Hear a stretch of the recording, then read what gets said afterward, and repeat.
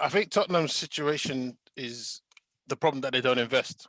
They had a perfect opportunity when Pochettino got them in to top four. They were challenging really strong.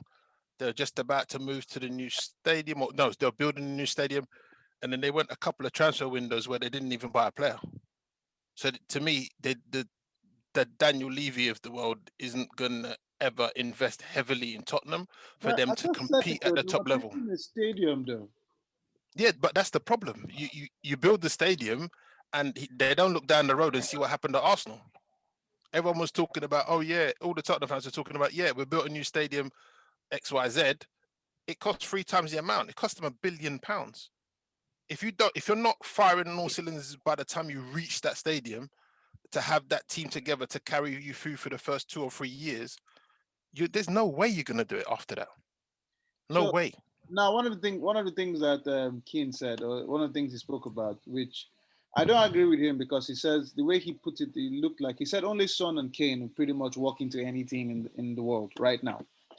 And then he mentioned the likes of Doherty coming from Wolves, and he says nobody will buy Doherty at this point in time to improve their squad. What do you think about that, Dwayne? Is that true? Nobody. Well, this is a I don't know. I mean, I thought about this situation. Yeah. So who bought Doherty first of all? Mourinho. Mourinho. Right. So I know Mourinho can be one scheming punk at times, right? And he's the sort of guy who would buy you to stop your improvement as a squad, right? And I feel Doherty had an incredible season last season, incredible season.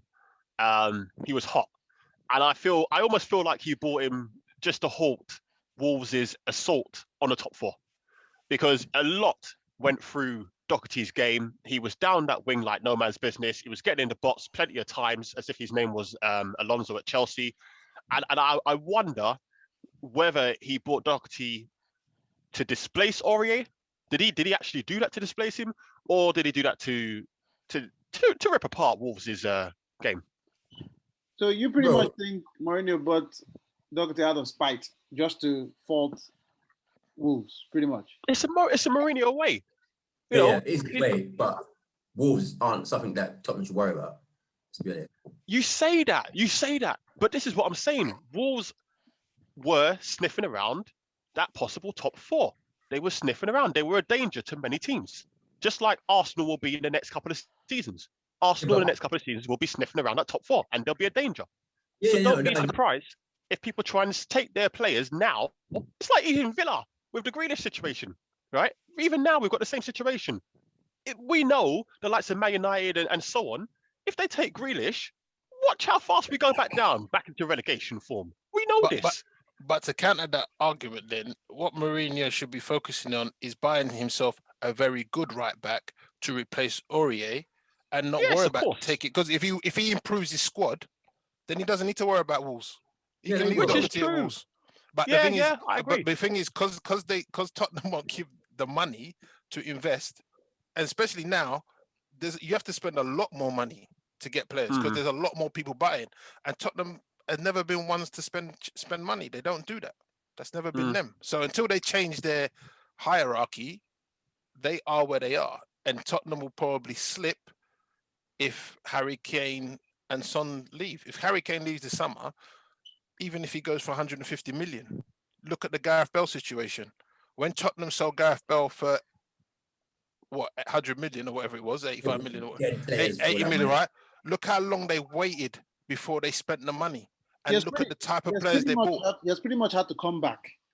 He has pretty much had to come back and put some change. Okay, but what Steve is saying, they don't invest properly. Dwayne is saying Mourinho being spiteful is doing one or two things. Mike pretty much believes that the squad is not good enough. Now, another player that was mentioned was Regulon. And Mourinho was like, "Oh, if he's so wonderful, why did Madrid let go of him?" So now the question I'm going to ask is, I'm not even going to bother asking whether he's a good player or not because he is. Now, all I need you guys to do is to mention five better left backs than Regulon. Don't be biased. Five, and please tell me why. Okay, no, five is too much. That Let's is a lot. Come on. five is too much. Let's say, because I believe he's probably apart from Kane and so on, he's probably been one of Tottenham's best players this season. So as a player, forget the fact that he's wearing a Tottenham shirt. Would Reguilon walk into any team in the Premier League based at the way he's been playing compared to the other left backs that are playing for these teams? 1 minute. When you say 5, are you talking about in the Premiership or in Europe?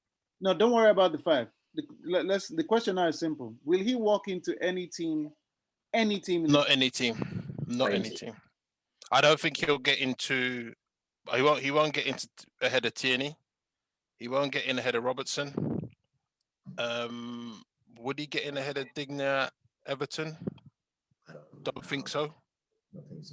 Don't think he would at Everton. Luke Shaw? Luke Shaw right now is the best left back in the league. Luke Shaw's playing well. Not the best left back in the league right now. Who is the best left back right now in the Premier League other than Luke Shaw? The best left back in the Premiership right now is Matt Target. That's not even a joke. Right? It's still funny. It's not a joke. Right? At the end of the day, we can laugh about it as much as we want. But Target for Villa. But I'm being serious. You said that Tierney was the best left back in Europe. No. I never said that. No. I said Tierney is one of the best left backs in Europe. That's what I said. But if we're talking about on form right now, Target's best left back in the Premiership. Whoa. Okay. I need to watch Villa closely then. I think we need to watch this because at the end of the day, if we're talking about, I have the same situation with Saka. Is it Basaka? I can never pronounce his name. Wan-Bissaka. Yeah. Apologies for not getting a name right. I can never pronounce it. Right. Him, Target. You don't get past them. I don't care if your name is Mahrez. I don't care if your name is Bell or what. You don't go past them. You need to watch Matt Target, right? And you'll see what I'm talking about. If we're just talking about defensively, it's got to be him. If we're talking about all round, as in getting up and down, all round. I don't know. Which is what the current fullback is. Yeah. Well, personally, and football semi-pundit head on, as I'm just the host. But I think Luke Shaw, current form, it is, if I'm mentioning my top 3 right now, Luke Shaw, Tierney, and Cresswell. Top form right now. That's what I mentioned. Who do you have? Who do you have, Steve? Now. Right now, yeah. Nah, Tierney. What about Reguilon then? I'm trying to think if I'll disagree with that. Well, Reguilon, you just said he was. I mentioned my top 3, but it doesn't mean Reguilon is not a good player. I mentioned my top 3 in terms of form right now, impact, effect, what they do for the team. Yeah, I might. The only one I probably put in there is Digna Everton. I'll give you an example. This is the way I look at it. So, I support Man United. Dwayne supports Villa. Both of you support Arsenal. When I look at the team sheet, if I don't see Luke Shaw, I get worried. Huh? When you look at the team sheet, you don't see Tierney, you get worried. Yeah. When Dwayne looks at his team sheet, he doesn't see McTaggart, he gets worried. Oh Lord, give me strength. Well, if we're looking all round in terms of games played, comparatively, blah blah. And if we go back to what I was talking about, okay, forget who we think is best for our teams. If you have an injury to your left back right now, would you comfortably take Reguilon? That's a simple question. Yes. Okay. And then if Reguilon is in the market for free and you have a chance to buy him, would you buy him to replace your left back? Replace him? Yes. No. Not to replace the left back. No. So you would put Reguilon as number 2 to Tierney right now? Yes. And Dwayne, you put Reguilon as number 2 to McTaggart? On form, yes. Overall, no. Okay. So that means we're all in favor. That means Roy Keane was right in that argument then. No, he wasn't. Why wasn't he right? He said that Reguilon was a whack player, basically. No, he said he was a good player, but he doesn't see. He said his words exactly were: "These days you can trap a ball and play for your country." Yeah, but he said that because he played for Ireland, and basically anybody can play for Ireland. Like if I was Irish, I'd play for Ireland. But that's. But the point he was trying to make is that so Jimmy Redknapp says, "Oh, they're all internationals. They're all good, very good players." And Jimmy Redknapp started mentioning Reguilon. It was Reguilon, and all that. So that's what I'm trying to. The problem is that Roy Keane, that statement, how can I say, about anyone can play for their country, you know, some of that is just political and tactical. They just give a player a caps to tie him up, right? Yep. And Yep. Jamie Redknapp is the wrong person to come back with an argument, because what he came back with was nonsense. Yeah. So yeah, I know Roy Keane was pushing the buttons and stuff like that, but some of the stuff what he was saying, No, but personally, Roy Keane is a pundit. I don't really rate him because it's too easy for you to just say there and say criticize, and say say things like, oh, people don't respect the manager because they're calling him by his first name, blah blah. But you're the same man who walked out of your World Cup squad and dissed your manager. So you can't. So he's just saying that because he's on TV. Of course. But you know what? Well, one thing that he did say was that if he was so good, why did Madrid let him go? But let's be honest, Madrid just stockpile players like candy. They just stockpile everybody. Look at Odegaard. Well, he's a decent player. Well, to be fair, Madrid let go of Reguilon because their top two left backs is Marcelo and Mendy. This is the thing with I was going to say as well. They let go of Odegaard because they let go of Odegaard because they have. Oh, they let him go. He's on loan. He's on loan. When I mean let go is that they were willing to let him to go. Yeah, go learn your trade somewhere else. They have Cruz. They have what's his name? Modric and the Brazilian. Those three are never going to be displaced unless they have like a life-threatening injury. Nobody's going to break into that middle. So them letting them go doesn't mean they're not good players. It just means that we have surplus to requirements. That's all it is. Surplus to requirements. Anyway, well, I believe if we go back to the original situation, I believe mentality is what's affecting Tottenham, and unfortunately, they brought in a manager at the moment that is very traditional in the sense that it's my way or the highway. He has no business in terms of, oh, let me bring out the best in a player. If the player doesn't step up in terms of, you know what, I need to impress this guy, he's not going to manage you to be wonderful. If you don't already blend with how he sees stuff, the Sons, those people that run, Sissoko, I don't think. But what about the manager before then? So what about the manager before that? Pochettino. Yeah. He got them to the Champions League final. He finished in the top 4 how many times? Are they going to finish in the top 4 this season?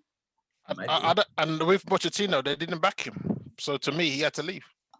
Yeah. If after all what Pochettino done for them, they still weren't backing him to the hilt and letting him go and buy whoever he wanted, he's got to leave because he said he's basically proven I've done the most I can do with these players. If you want to go further, I need some more money and spend some 40, 50 million pound on a player. Yep. He was doing miracles, and then they didn't invest, and then he had to go to me. Okay, so just to finish on this point, Dwayne, you're the manager of Tottenham, and Levy goes, you know what? I need you to tell me the players you want to bring in to make this team win the Premiership. What players would you bring in? And that question goes to everybody else. After Dwayne, Steve, Mike. And the reason I ask this is that Steve in the WhatsApp group, Steve made a comment. He said, look, this pundit's always talking about what the issue is, what problems, the solutions. Okay. I'm asking for a solution. You are the manager of Tottenham right now. We want to take Tottenham over the line. What would you do? Who would you buy? First thing, I don't know who I would buy, but the first thing I'm going to sort out is the right back position. All right. If you asked me last season who would I have bought, funnily enough, I would have gone to Real Madrid, and I would have said, this guy, he's playing, he's chilling, he's out on loan. You're not going to bring him back. You're going to sell him. This guy actually went to Inter Milan. I'd have bought Hakimi. No doubt about it. All right. But we don't have that situation anymore. I don't know who I would buy now, but 100%, I'm getting a right back. My other issue is up front, because as Nursel said, and he's right, 100%. If Kane's out, They've got serious problems. I'm not going to disrespect Vinicius and what have you. I'm not going to do that. But they need serious quality. I just don't know who I'd bring in. So right back and up front. Those are two positions that I would look at. Steve? Right back, attacking midfielder, creative player. Another striker. Everybody keeps saying another striker. Are you getting another striker to actually battle with Kane for the top spot, or just somebody as a backup? Battle. It's gonna be a lot. I don't think you can get someone who's gonna battle, because the kind of money you're gonna have to spend to get someone to battle. But it's someone that Kane's got a history of having injury problems. So over the course of the season, you're gonna lose him for quite a few games. But you need someone to come in and hit the ground running. But Steve, the thing is with that, it's so difficult to find someone who's going to hit the ground running, and it's also difficult, it should be difficult, to find someone who is happy to be second to Kane. True, Harry Kane, because you're never going to get the chance. I mean, let's use Mike for example. Yeah, if I say to Mike, you're 26, 27 years of age, you're banging in goals in, I don't know, Italian football, for example, and I'm going to say to Mike Norso, you know what? You're going to go Tottenham. You're going to enjoy life. I'm going to put you on 90 grand a week, but you're going to sit on the bench, bros, for the majority of the season. I'm just letting you know. You're only going to play probably Europa League and a bit of Carling Cup. That's it. I don't think he's going to be happy with that. No, but in my head, I'm thinking I'm coming to displace Kane. So thank you. Exactly. Yeah. So that's what I'm saying. No man is going to be happy with the thoughts of, I'm coming to sit on a bench. It doesn't matter how hard Vinicius works. He knows he's not getting past Kane. Well, he knows it. He knows he's not going to get past Kane because he's not delivering when he actually has opportunity. Everybody seems to forget. Everybody seems to forget that he's not delivering. When I mean he's not. I didn't even know he was playing for them, to be honest. So when I mean he's not delivering is he's scoring in the Europa League, no doubt. But we all know his measure will be actually looked at based on Premier League teams. For example, where's he getting a chance? That's the thing, though. Even if they give you 10, 15 minutes, I'll give you a typical example. When Kane was in the fringes and Adebayo was the top striker, every time Kane came on, he scored. 10 minutes, 5 minutes, then it started becoming, look, this guy is actually scoring in 10, 15 minutes. Give him a longer chance. Let's see what happens. Give him a longer chance. Let's see what happens. We all know it's not fair based on the substitutes that they bring in, but even if they give you 5 minutes, they want you to do something. Anyway, before we digress, sorry, Steve. But the thing is, he doesn't need to getting past Kane, because at the end of the day, you need to look at Tottenham as the shop window, innit? And if you do the business there, you can move to somewhere else. So it's not just about getting past Kane in the same side. If you can't get past Kane, if you're still doing your business, you'll get bought somewhere else. But to me, I need a striker at Tottenham, or you're going to play Son up top. I don't think that they necessarily need a striker. They need another forward. So like how Liverpool play. Oh, it's a player across the line. Yeah, because basically, if it doesn't seem to matter because he doesn't score the goals anyway. But got what's his name, Mane, and then you got Salah who scored the main goals. Okay, I get what you're saying. And Chelsea are trying to do the same thing. Who their striker is doesn't really matter, but they're trying to get people to score from the wings. Yeah. Okay. So Mike, who would you bring in, and what would you change? I'd get an attacking midfielder. You know what? I'd probably Grealish is an attacking midfielder. It's more Madison, but I don't know who I'd get for attacking midfielder per se. Maybe Madison if you think about Prem, but because they remember when they had Dele Alli and they had Ericsson, creative type of guys. I think they still got Lamella, but he ain't doing bits. I'd get another centre back probably. Because if you're not scoring goals, you should be solid. So yeah, I would get. If I get players, I'd get forward, creative midfielder, and probably a centre back. Well, Lamella is actually playing very well. He's been playing well since. Dele Alli obviously is not been given a chance. But anyways, we'll leave Tottenham where Tottenham is, and I believe their next. Okay, no, not the midweek game, but the next game is against Arsenal. So that would be amazing. Is that the next game, or is it? They're playing. No, They play midweek, and I think at the weekend. So their next 2 games is the second game is Looking forward to that game. yes. We have to make a prediction on that one. So we all are. I mean, Mourinho has a 100% record, I believe, against Arsenal. They're gonna smash us. Anyways, moving forward, I'm actually going to move into another sport that you might not feel very comfortable in for most of you. So, and the reason I'm moving into this is because, okay, I don't know about anybody else, but we all know that Mike has probably gotten into like 5 million street fights in his time. No, lies. So it's probably going to 5 million street fights in his time. That's great. So we're moving on to a sport that is, and I saw this and I felt very happy because I think it's about time, and I think it has come at a very good time. Both men are in peak condition. There's no excuse, and that is Canelo versus Saunders in the boxing. May. And May, oh yes, Steve has said it, May. So I mean, we're all sports people here.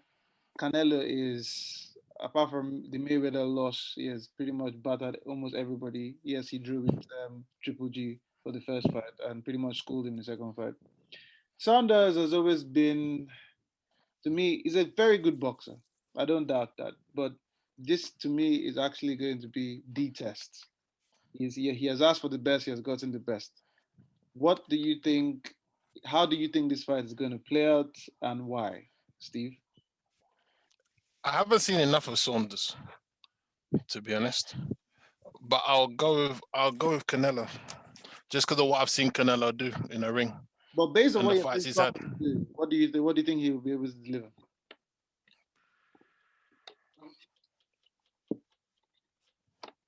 He might. This is hard for you, Steve. No. I just think Canelo will beat him. It's all right. Well, it's all well and good talking about getting there, but when you're there, it's to deliver. Canelo's been there numerous times, delivered. So, is Saunders going to step up? I can't say. As I said, I haven't seen enough about him to give a fair comment. What do you think, Dwayne? This fight reminds me of Fury when he went to Germany and roughed up Klitschko. And Saunders, no doubt about it, is going to go in as a serious underdog.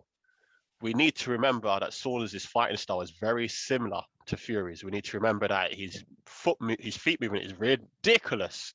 Okay, I think he can definitely cause an upset. However, I think Canelo's going to win this on points. I don't think he's going to stop Saunders because Saunders is not the sort of guy who's going to stay down. He may take him down once in a while. He may get knocked down once, but I feel Saunders is going to definitely cause Canelo some trouble, but Canelo will come away with the points. Mike? Yeah, I agree almost to everything they say. I mean, if Canelo gets sloppy, thinking, gets overconfident, he might get sparked out. But if he sticks to the game plan and just says, "Look, I'm the better fighter, or the fighter with the better pedigree," I won't say he's a better fighter per se. I've been here, I've done that. I've got the experience. I've got the know-how. I just stick to the game plan, and I'll beat this guy. If I get a chance to knock him, I'll knock him. But if not, we're going 12, and I'll win on points. If he does that, then it's over to the contender to do something special. And the more you come to try to do something special, the more you might get knocked out. Exactly. So he's got that advantage. And having said that, Saunders might come with something, like that movie Southpaw, and suddenly man start using his left hand or whatever. I have no way. Yeah. Knock me out. Yeah, you can do that. That's the thing. Really, because if you fight similar to Fury should have won the first fight. Footwork, blah blah blah. But in the end, he didn't, did he? So, maybe to have a second fight, who knows? But first fight, I would say Canelo should win it. Should. Where is it taking place, Mike? Do you know? Is it in Britain or States or? States, isn't it? Peckham, is it? I think it's in the States. How's McDonald's in Peckham? Mike, what he asked was, where's Canelo Saunders taking place? Oh, sorry. I pulled it off from the out. Sorry, my bad. Yeah, I don't know where they're fighting. On my TV, innit? But what do I care? I ain't going there. It's on my TV, innit? What do you ask me that for? It'll be in America, I'm sure. Well, Okay. to end this beautiful night, I'm going to ask a question that Mike asked me, and I answered. I gave him my answer, but he probably. I would like to know Dwayne and Steve's answer. So Euros are coming up, and Mike asked me if you have Foden, Saka, Grealish, Rashford, Sterling, but you have to Hold on. drop. So I'll say it again. So you have Saka, Foden, Grealish, Sterling, Rashford, but you have to drop two of those players. Who would you drop out of those five players? So Saka, Foden, Grealish, Rashford, and Sterling. So now have a nice think, and please tell me the two players you would drop from And that. Sancho, did we include Sancho as well? Oh yeah, and Sancho. Sorry, Sancho. So Saka, Foden, Sancho, Rashford, and Sterling. You have to drop two players. You have to drop two of them. Yes. Who would you Yeah. drop and why? Who are you going to first? Mike, you tell us the two you would drop. Let the other two have some time to think. No, man, go be laugh. Go be laugh, man. Let the other two have some time to think.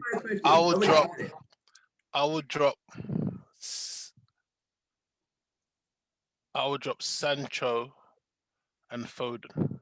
Why?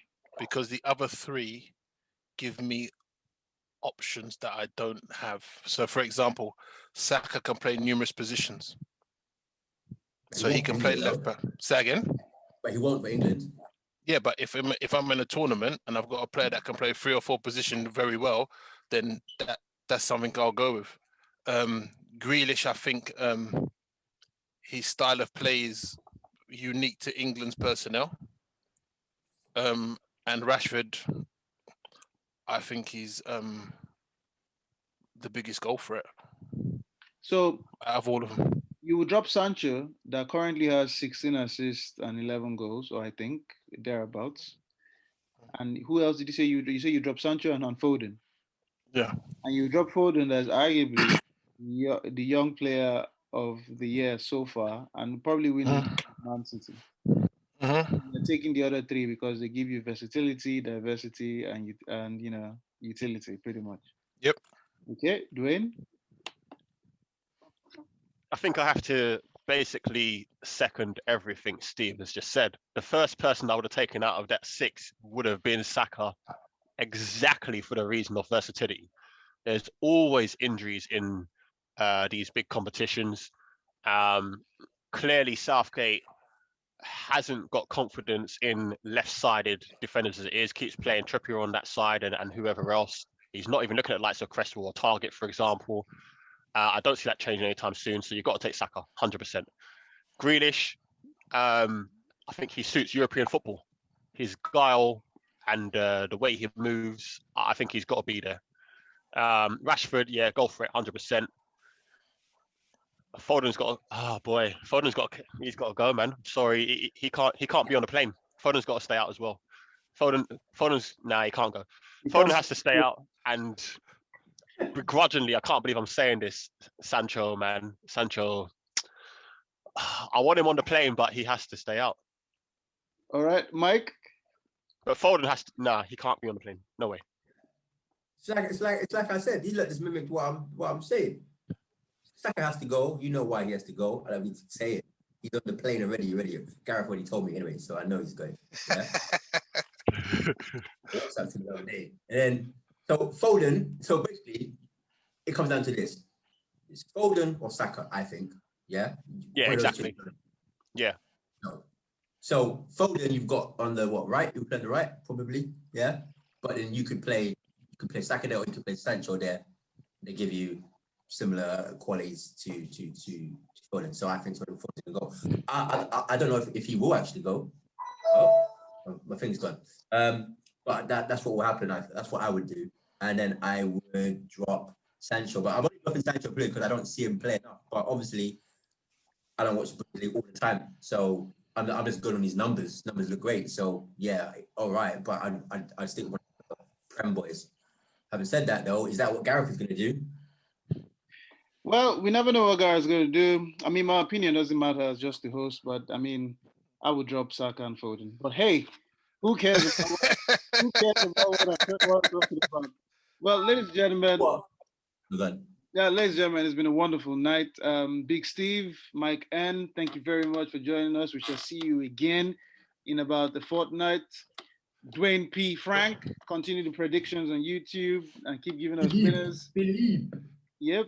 And this has been another episode of Grassroot Chat. Thank you for joining us, and we shall see you soon. It's goodbye from me, and goodbye from Dwayne, goodbye from Mike, and goodbye from Big Steve.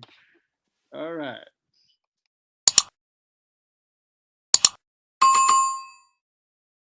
Uh-huh.